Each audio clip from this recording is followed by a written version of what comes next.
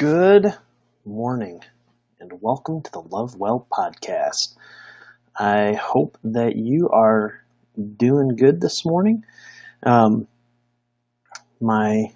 guest and friend, Will Medley, will be joining us here shortly. Before he rolls in, just want to encourage you to go ahead and I still can't figure out how to do the screen thing. Right here, hit the subscribe. So head over to danielemrose.com, subscribe to Love Well, and anything that I create, written, recorded, all that good stuff will hit your inbox. You can always follow me on Twitter and continue the conversation there, and I hope that you will. And the archive of today's conversation will be at youtube.com/DanielRose. That's my YouTube channel. So if you are a video kind of person, I'd encourage you to subscribe there too. And you can catch a couple of videos that I do each week. Really excited to get this going. So my buddy and good friend Will is here and ready to go. What's going on, man? Hold on. It's a new platform thing. I see you and I hear you. Can you hear me? I can. Now, why is my speakers not working? I see you. You see me but can't hear me? Do you want the iPad? Yeah, can you please? I'm going to try to get my iPad. All right. Sounds good, dude. Maybe throw in some headphones. Can you hear me? Yep, I can hear you. There we go. I got you. All right. Good. I'm sorry about that. No, man. It's all good, dude. So how is everything? Things are good. Yeah. Things are good. How's life with you, brother? Can't complain. That's what I like to hear. So as we are getting going here, just want to give you guys a little bit of an idea of why we're doing this. So, I think unless people have been living in a cave, there's a lot going on in the world today, and some important conversations that need to be had. And last week I think it was, Will sent me a text, and I was like, "Yo, man, what are you gonna do? What are you gonna do about this?" And as I've thought through that, a lot of what I'm gonna do, and a lot of what I am doing is not happening on social media. But I do have a platform, as limited as it may be. I don't know. There might be like 4 people that watch this, Will, but it's going to be 4 people that need to hear it, hopefully. And so over the next few weeks, I'm going to use this this podcast to try to give voice and platform to some of my good friends, and want to hear their stories, and try to get a better sense of, expose a lot of folks, kind of, I guess, in my tribe, so to speak, to the realities of what it is to be Black in America. And so we're going to hear stories, and also want to give you a chance to kind of talk about what needs to change. What do you see as some things that need to happen? So Will, why don't you get us going here with maybe just tell us a little bit about who you are, and let's chop it up, as the kids say. Well, first of all, my name is Will Medley. I'm associate minister at Gethsemane Missionary Baptist Church. I have been in law enforcement for over 20 years now. Um, I'm gonna interrupt you. That's okay. my first image of you. The first memory I have of you is we were at Moody, or Michigan Theological Seminary at the time, and I think I was sitting in the student lounge, and you came in, man, for class, like all geared out. You had just come off shift, and I was like, "What is going on? Are we being raided or what?" Right. That was and to be honest, that I remember that day because everybody just stopped and was like, it was almost and had this image of, oh, you're a cop. A lot of folks Right? didn't really expect me to come in looking like that, but after that, it was almost like nobody really questioned or said anything. Yeah. Uh, so so like I said, I've been in law enforcement for over 20 plus years. I am married to my beautiful wife, Tia, who I met at Moody or Michigan Theological Seminary. We have three sons, Carlos, Caleb, and Eli.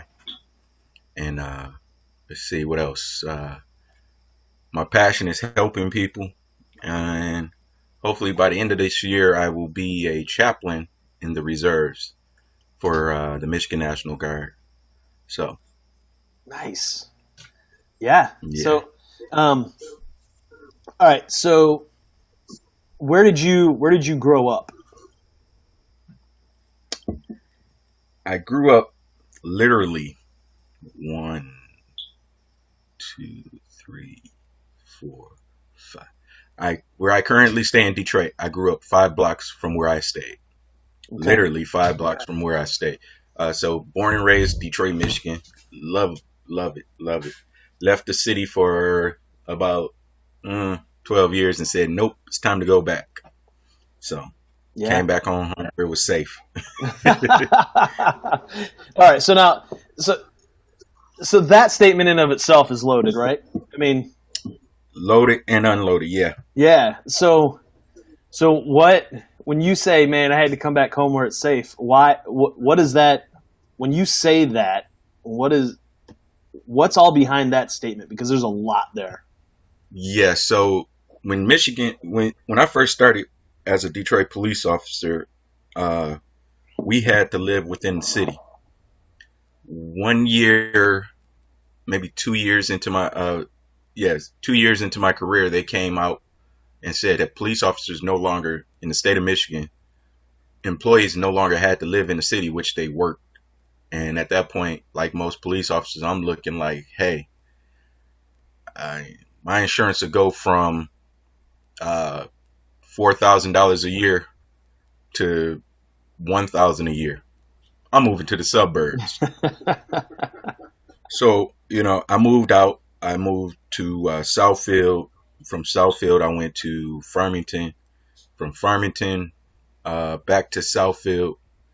And from there, I moved to Ferndale, which is another. All these suburbs are northern suburbs of Detroit because I wanted to stay close to my family, to my parents. So, I moved out. Then, after I got married and was like, look, we're renting. I want to own a home. Let me find the best deal. Got the deal back in Detroit. So, but I moved out of Detroit, like I said, because it was a financial plus for me, or so I thought. So, Yeah. hmm So why? So why is it safe moving to back be to back in Detroit? Detroit, Yeah. What's kind of behind that statement? this is where I grew up. This is what I know, and so where I moved is, like I said, literally 5 blocks from where I grew up. So I knew the people in this community.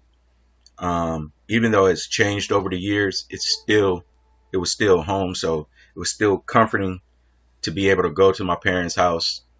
My kids would grow up in the same neighborhood, just about where I grew up, so they would get the same experience. Safety wise, you know, the one thing I would say is And I just was reminded of this by a friend, that the thing that what makes me such a threat to people is also the thing that makes me an asset to people. And by that, what I mean is, he was saying, hey, Medley, as a police officer, you see a white kid with a reaching in his pocket. Are you going to shoot him? Or are you going to think to yourself, man, I could kick his butt and take him out? Because in my mindset, I'm bigger, I'm faster, I'm more skilled. I don't care how skinny the kid is, how fast he might be. In the back of my mind, I'm always bigger, I'm always stronger, and I'm always faster, and I can always outdo him. Well, the same thing that I'm thinking, more than likely he's thinking.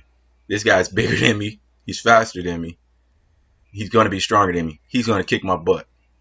And so the very thing that should be that's an asset as a police officer is also a threat to other people. So, Yep. Being in Detroit, who am I around? Who do I look like? I look like the people that I'm around. For instance, in Farmington Hills, I got pulled over as a police officer 3 times. Once on a motorcycle and twice in my car. One time in my car was a legitimate reason. I really couldn't argue, but it was a legitimate reason.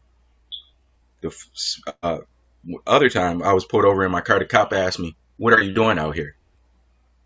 I'm like, what do you mean? Look at my license. You can tell what I'm doing out here. I live out here. Can you live? Oh, really? It was like he was shocked that I was living out there. And the time I was on my bike, well, I wasn't on my bike. I was on my cousin's bike. And he pulled a gun on me. A police officer pulled a gun on me because my cousin had a criminal background and it said might be a threat to law enforcement. Now here's a guy whose cousin is a police officer, but because he was in prison, the first thing they put, he might be a threat to the police. So I had a gun put on me, and I had a gun on me. Put my hands up. Hey, wait a minute, I'm a police officer. What are you doing on this bike? It's my cousin's bike. Well, do you know what your cousin does? I said, oh yeah, you know what? He was in prison. He did some time in prison, and truth be told, they put that on everybody who's been in prison. They put that tag might be hostile towards police. Now here's a police officer telling another police officer this very same thing. Now why, as a black police officer, I know this, but he as a white police officer, a black Detroit police officer versus a white suburban Farmington Hills police officer, not know that they do that to anybody who comes out of prison. So yeah, it's safer for me to be here because I look like people. Makes sense. So how does so when you're kind of watching everything going on,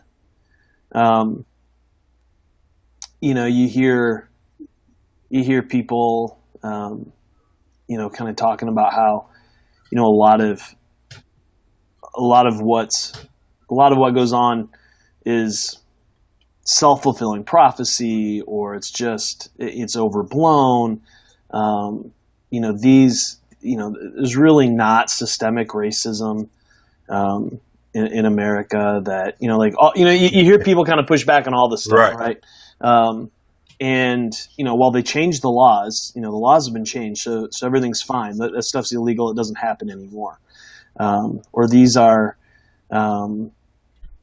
isolated incidents. This isn't the normal experience for Black folks in America.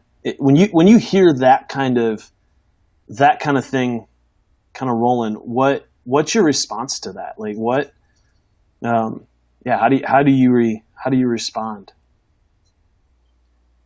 Part of me laughs, part of me cries. Okay. And the reason I say that is I laugh because the very people who say it's not, oh God, I get tongue twisted. There's no systematic or racism. Forgive me. You're good. It's early. They're the very ones who benefit from it.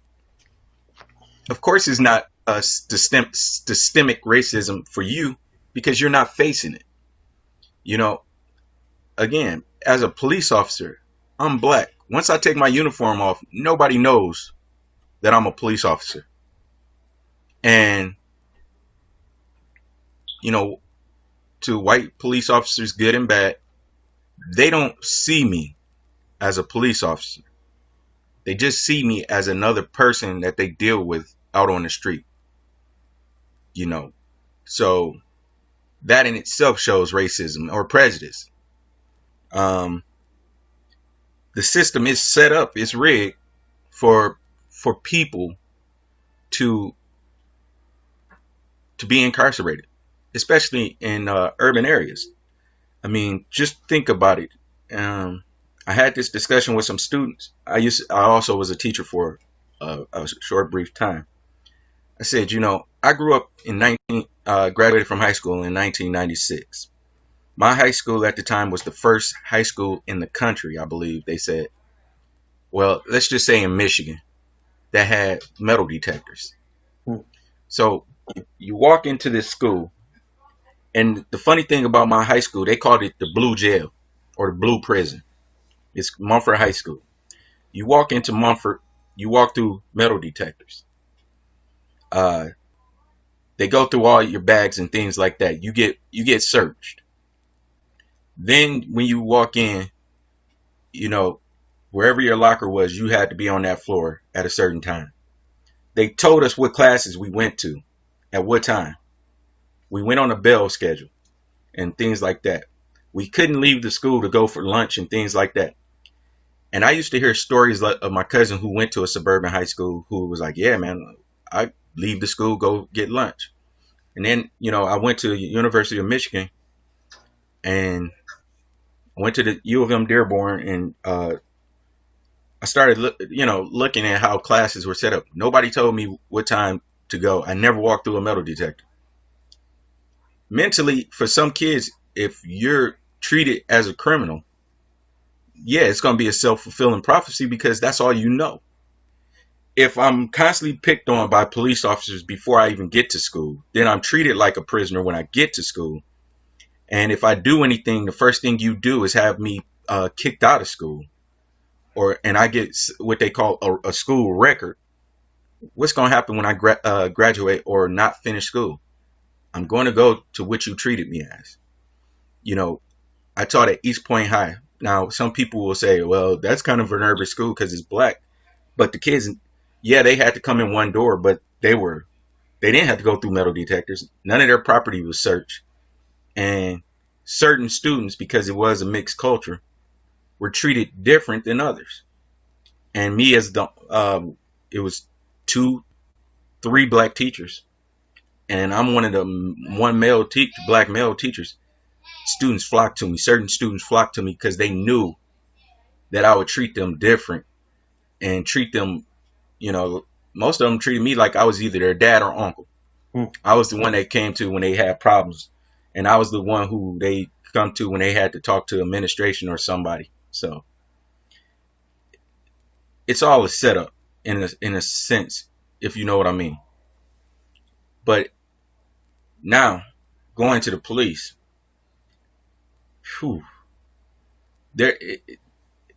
we can't police ourselves, which is a problem. However, we also have to change some of the things that we do, because I've seen police officers who treated certain individuals better because of the color of their skin than they do others. So there's always some kind of racism going on. Yeah. I don't know if I said, because I went off on a ramble. Sorry about that, folks. You're good, man. No, because here's the thing, right? I mean, you know, one of the narratives, I guess you could say, that has been floating around, especially kind of within progressive or liberal white culture, is, you know, this whole I can't, I'm never going to know, I'm never going to understand, but I see you, is kind of the thing that a lot of progressives say, and which is fine to a point. But at some point, we need to learn. We need to hear. We need to try to know. And I don't think you, not so much know, but stop saying I want to know and get out there and do. Yeah, You know, exactly. uh, I believe it was you who told me, white folks, we need to do something. Mm-hmm. And I was like, man, if the old joke for us, don't lose your black card, Mm-hmm. don't lose your white card, bro. You saying stuff like that, but when you do hear something like that, you're absolutely right. There needs to be something done. You know, I once asked somebody who said, "Man, I saw that George Floyd video, and it just made me sick, and it really touched me." And I literally asked, "Why now? Mm. What changed right now that made you go, oh, this was the one that hurt?" You had Ahmaud Arbery. That video to me was When, more gruesome oh, than George Floyd. And not taking away what happened to George Floyd was a shame. right. I say it was more gruesome because I literally saw a guy being hunted by 3 males, shot and killed. You don't know what it's like to watch somebody. I mean, people know what it's like to watch somebody get shot and die because you saw Ahmaud Arbery. I've actually seen the blood. I've seen the I watched the guy take his last breath. Even at Moody, I remember one of our classmates had a heart attack and was dying. And when I got into the room, being, still fresh in the mind of a police officer, looked down and was like, man, he ain't gonna make it. And people was like, how does that make you feel? I was like, it is what it is. I mean, he ain't gonna make it. Mm-hmm. And so that just took me back to like watching that video going, man, y'all actually hunted a man down and just killed him. That y'all treated him, y'all treat animals better than you treated that young man. Now, George Floyd, when I saw that and when I heard mama, I can't breathe, the police officer in me, the first thing I thought about is I used to hear people say, oh, I can't breathe, but you sitting up and talking. But when I heard mama, I can't breathe, I was like, man, I remember shouting those same words when cause I have asthma and I couldn't say anything, but I remember saying in my mind, mama, I can't breathe. And yeah, that was tough. Mm. So I just wanted to know, why now? What was it that was so different that made you say, this is the worst thing I ever seen? And now, yeah, racism by police officers truly exists. And how do they respond when you ask that? Well, I'm not, the thing they said, I didn't mean it like that. All those other things affected me. But my question is, why now are you out here trying to figure out, why are you asking me these questions now? Why, what, why now? I've had several talks with you, so just so your people will understand, those who follow you, Dan did not ask, oh my God, he never said, oh, this is the one that touched me. Because anytime something happens I either go, I better call Dan, or I better expect a call from Dan. So I'm not going to say you, but others, oh, that was tragic. Oh, wow. I can't believe it. Like, you have Freddie Gray, who had video who was saying, I can't breathe. And let me be open and honest. As a police officer, I saw the video and I was like, this one I was on the fence with until somebody pointed out, if that was you doing that move to somebody, when would you have let go?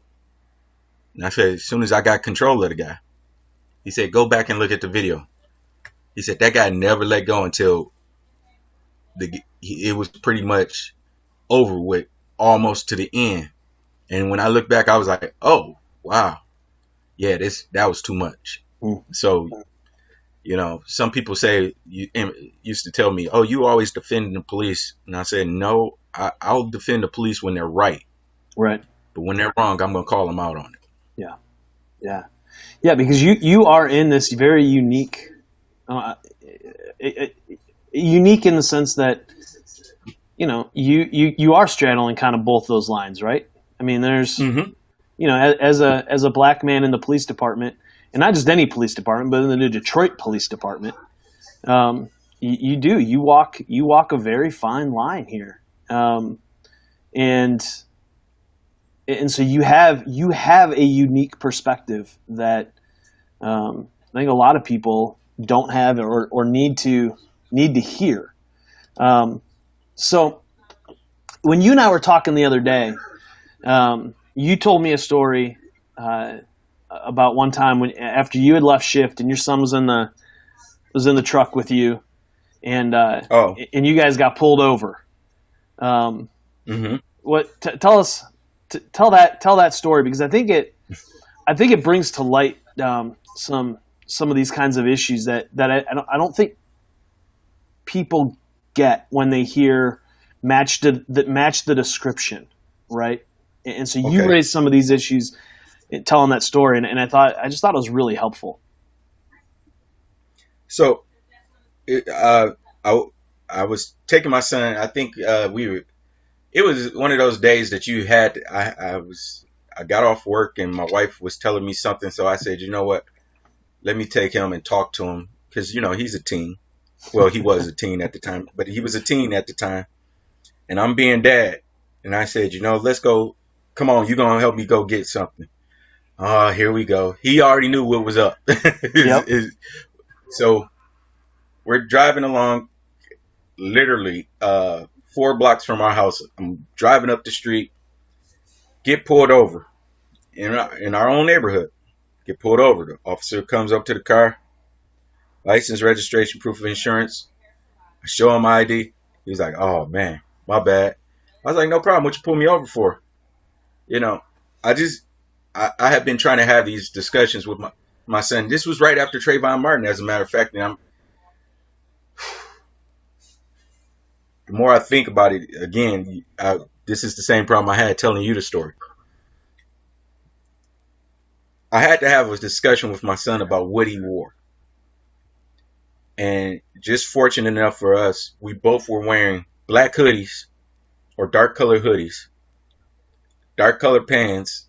And we got pulled over, and the guy said, "Well, I'm sorry, bro. Your vehicle and you guys fit the description." And I said, "Oh, my son, now watch it." I said, "Hold on, can you do me a favor?" I cut my radio on, because we take our radios home. I cut my radio on, and the prep radio, cut it on, and I said, "Could you ask dispatch to give the description?" And the officer said, He already knew. Yeah, oh God, here we go. Mm-hmm. Yeah, radio. This is 12 motor. I believe it's 12 motor 1, 12 motor 2, something like that. It was a traffic car.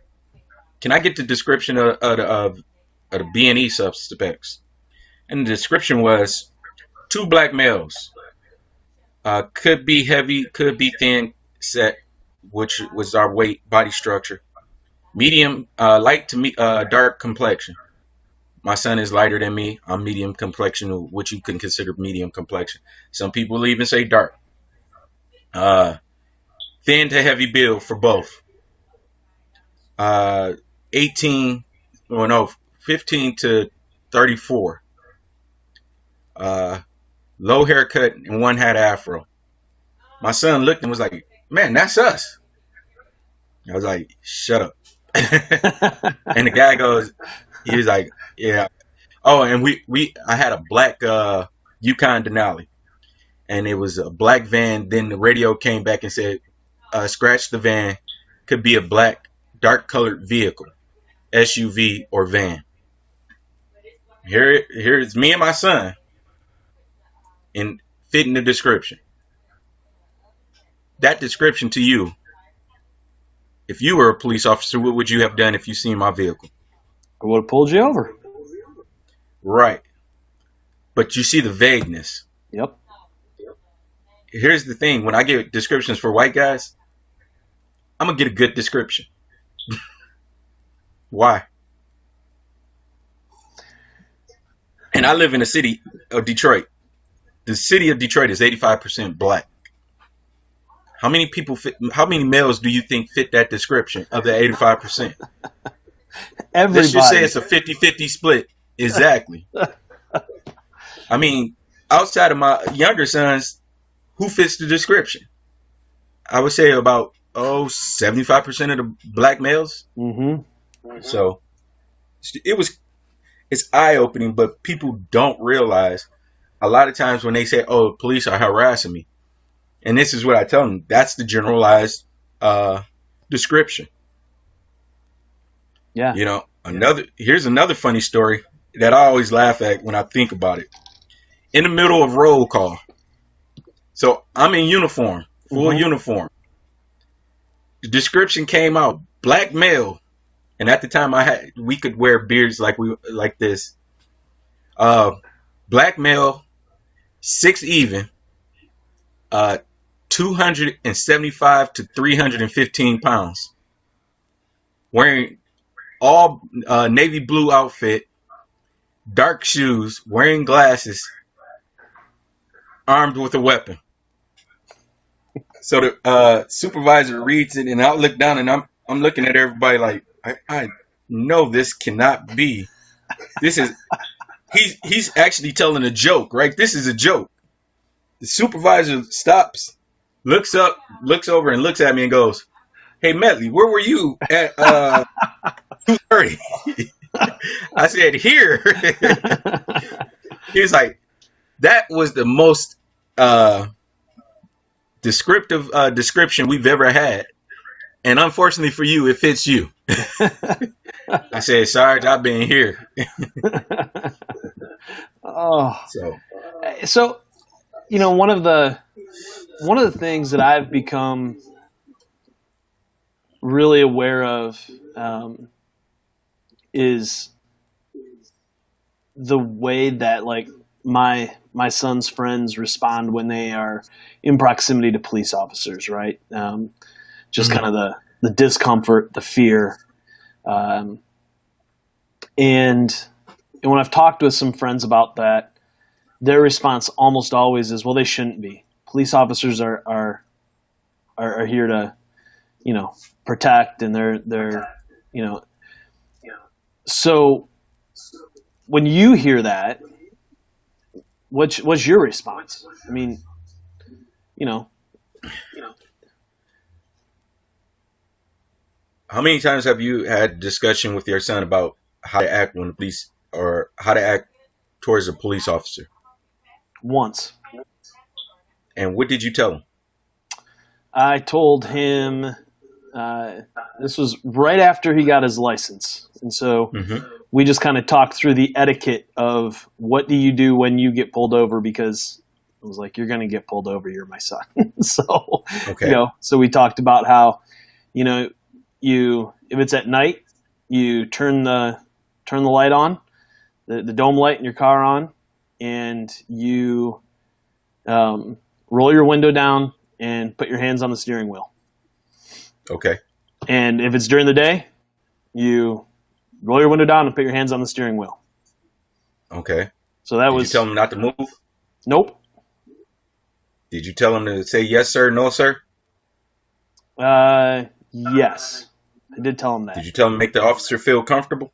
No. I'm a police officer. My kids already know.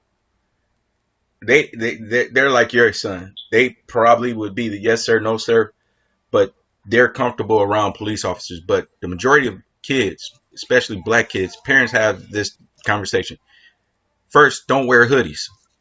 Don't look like a criminal. When you get pulled over, say yes, sir, no, sir. Don't move unless he tells you to move. And then when he tells you to move, ask him how to move. Because if you move a certain way that they deem a threat, they can shoot you. As a police officer, I told my son, if you ever get stopped by a police officer, give him your name, your date of birth, or your ID, and that's it. Don't talk back. Don't ask questions. If he tells you he's locking you up, go ahead, get locked up.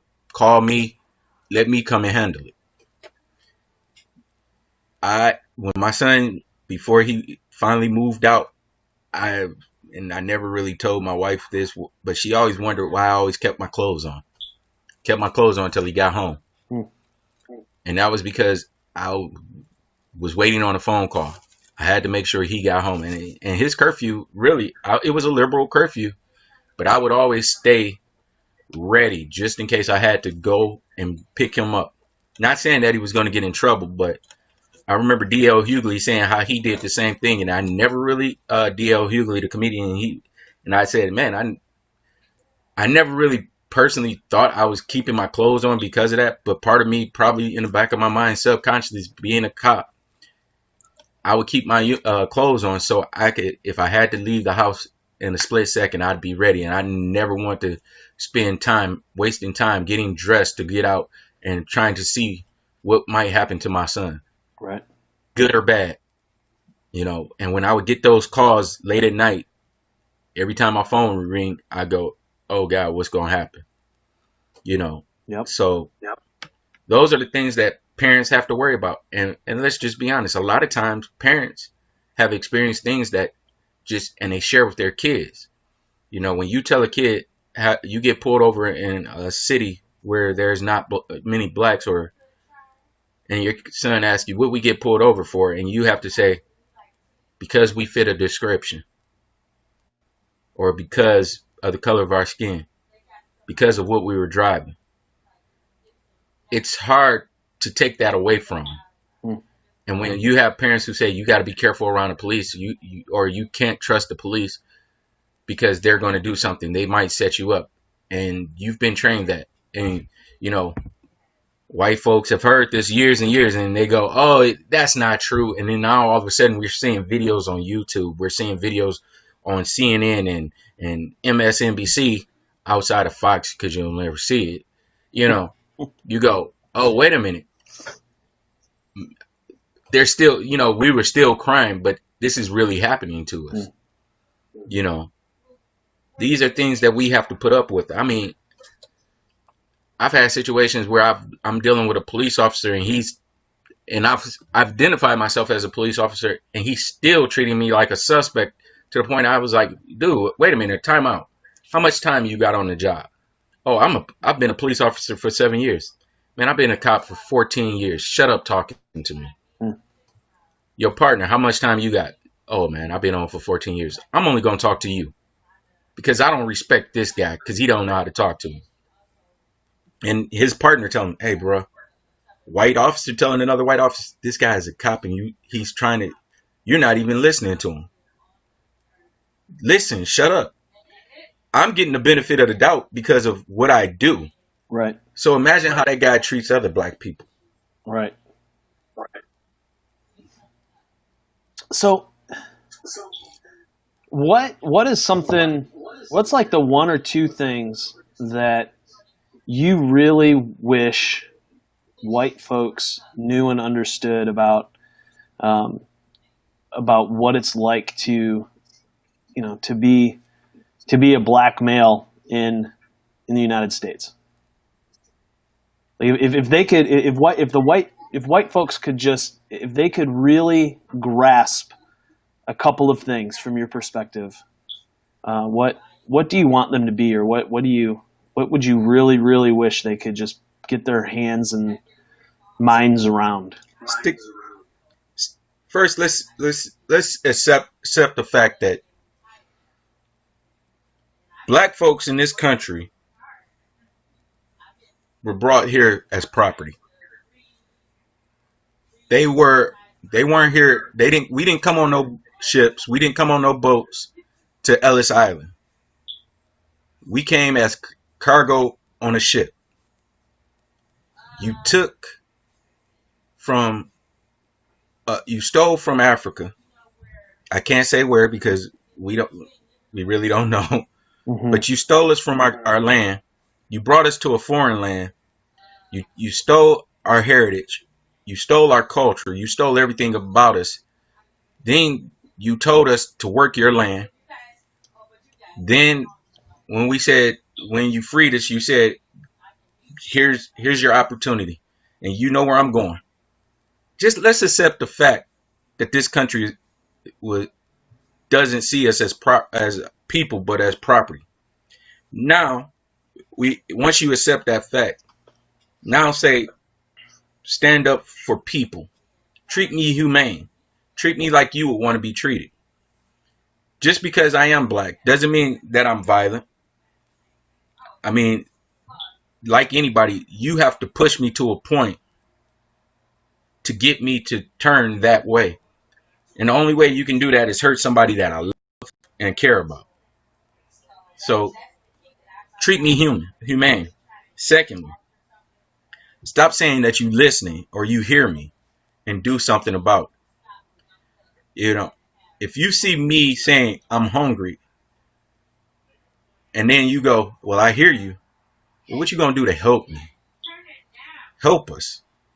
Stand up when you see somebody saying something. When you hear somebody say, oh, look at those people. What do you mean those people? You know, or stand next to me and be willing to die for me if you love me.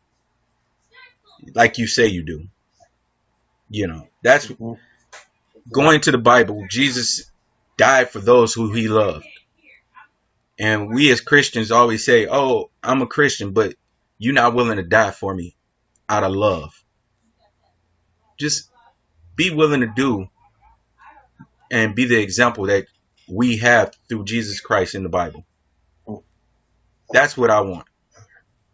Yeah. And to my conservative Christian friends, as one guy once, one commentator asked, what Bible are you reading that you don't see sacrifice for the things you love? You know, what God are you serving? Show me your love through not only financial, through participation, because what the Bible say, faith without works is dead. I can't tell that you love me if every time you say you love me, but then you're not there for me. You're not standing with me. You're not crying with me. You know, that's what I want. Because truth, at the end of the day, love can only get me so far, but actions speak louder than words. Yep. So. Yep. I got a friend who says his line is acta non verba. Actions, right. Not words. Exactly. Yeah. Well, Will, man, I can't thank you enough for being on here. You know, Will and I talked about this before we set this up. But I'm gonna, you know, kind of offer the invitation. If you're listening to this and you're a white guy and you're like, or a white woman and you're like, yo, this is all bullcrap. Will's full of it. You know, I'm not buying any of this. Will has graciously offered to come back and get online and have the conversation with you. And we'll put it out on the podcast. And so just kind of want to say this. Yeah. If you say that what I'm saying is bull, it's two things you can do. Put up or shut up. But when you put up, just remember one thing. Don't come with this. Make sure that your facts are facts. Make sure that if you're going to use numbers, make sure you define how those numbers are being tracked. Yep. Because I'm not the smartest guy in the room, but I'm sure I'm not the dumbest either. Yeah, man. Dude. And if it gets to the point where I think, oh, wait a minute, you want to throw some numbers out and you saying that my expertise is, I should be careful, I got somebody for you too. Who would come on. So there you go. So guys, I really The hope really is that we'll be able to have the conversation. And they're not comfortable. I'm guessing a lot of my friends a lot of you guys that are watching this aren't comfortable by what Will has said today, or if you're listening to this on the podcast, this might make you uncomfortable, and that's good. Sit in the discomfort. I don't know if you can see some of these comments, but I want to put this one up here from my friend Brenda. She said, "Thank you for this, for opening the dialogue, asking the questions, sitting in this comfort. Will, thank you for sharing." Let me say this. Yeah. Change has to happen. You have to lose your comfort. When you become uncomfortable, there's two things that we normally do. We fight it, or we run from it. And by fighting it, that means, okay, thank you for changing or making me feel uncomfortable, excuse me. And now what is either I'm going to go and say, stick to my guns, or I'm going to go and change something that I see that needs to be changed. I had to change my thinking as a police officer and as a black man. I was very uncomfortable because I thought I was doing, this is who I am, this is what I am, but it wasn't. I accepted it, and I said, this is how I'm going to change. I could have ran from it, but I decided to stay there and say, now how can I change who I am? That's what I mean by fight it. How can I be the conductor of change in my own life? What can I do to feel uncomfortable? Because were you in class when I was at Moody, and I'm new to ministry? I'm excited about being a minister, but I'm in class and you guys were saying some words, and I'm like, what does this stuff mean? Right. I'm out of my element. And I broke down, and the professor said to me, and I remember Dr. Tucker, who is him, and Dr. Smith, who I always thank, but told me, he said, it's good that you're uncomfortable. It's good because you have to get out of your regular mindset. Yep. And it was at that point that I realized, okay, for me to change, I have to get used to being uncomfortable and put in uncomfortable situations. And you would think a person who's been a police officer or was a police officer, I could adapt and change. No. Right. I was headstrong on believing what I believe. So it's hard. Like you said, it's hard, but we have to do it. Absolutely. And I'm sorry. Absolutely. So, and I'm not seeing, I was kind of hoping maybe we get a few questions dropped into in the comment section here. But I'm not seeing anything, kind of on here. So, guys, if you have any, we're going to wrap this up, but if you have any questions for Will, please drop them in the comments here real quick. And, cause we'd love to. I love to have a dialogue with with people. So yeah. As y'all can tell, I like to talk. The problem when Will and I get together, honestly, the problem is that, he and I half the time are talking over each other because neither one of us know how to shut up. And exactly, it's problematic. And people probably looking at us like, are they fighting? What's going on? We both say the same thing. I know, right? Oh God, too funny. All right. Well, Will, man, thank you so much for being on with me. Guys, I want to remind you again, head over, if you thought this was insightful, helpful at all, jump over here to the Lovewell page, danielmrose.com, hit the subscribe button. What I write, what I release audio-wise will go right into your inbox. If you want to find the archive of this conversation, you can do so at youtube.com/DanielRose. And follow me on Twitter, and let's continue the conversation at Daniel M. Rose there. So thanks again for being with us on the Love Well podcast. Will, brother, thank you so much, and we'll have you on again soon. No problem.